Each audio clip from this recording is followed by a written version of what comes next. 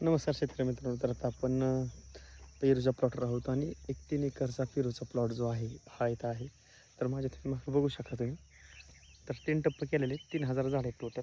तर एक जो प्लॉट आहे, एक प्लॉट तो तुम्हाला तिकडे मागं दिसत आहे असं तो प्लॉट छाटणी केलेला आहे, आता सेटिंग झालेलं आहे. दुसरा प्लॉटचा आता एक महिना झालेला, 1 महिना झालं छाटणी घेतलेली.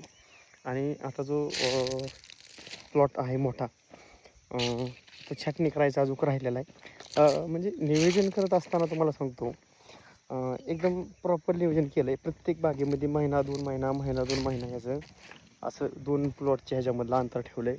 त्याच्यामुळं काय होणार आहे की रेट एका प्लॉटला जरी रेट नाही मिळाला तरी दुसऱ्याला मिळेल, दुसऱ्याला जरी मिळाला तर तिसऱ्याला मिळेल. म्हणजे ह्या प्लॅनिंगनं नियोजन ह्यांनी केलेलं आहे. आता ही माझ्या मागं तुम्ही बघू शकता. ठीक आहे, ही बाग छाटणी करायची राहिलेली, ही बाग प्लॉट छाटला आहे.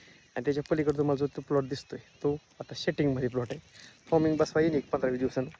तर योग्य नियोजन जर केलं आपण तर 100% शेतकरी आता व्यवस्थित करतायत, आयडियाने करतायत. त्याच्यामुळे काय होतं आहे की रेट चांगला मिळतो आहे. आज बघितलं तर आज आहे 26 मे 2026.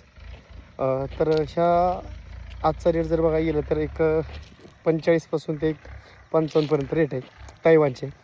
तसंच रेड डायमंड जे असेल ते रेड डायमंडचा रेट तर खूप जास्त आहे, कारण 100+ रेट आहे त्याचा पण. तर एक नवीन जर आपण प्रोग्रामिंग केलं तर चांगल्या पद्धतीनं नियोजन होतं आहे. तर धन्यवाद मित्रांनो, भेटूया नेक्स्ट व्हिडिओमध्ये. आता हा प्लॉट आपल्याकडे मार्गदर्शनासाठी आलेला आहे.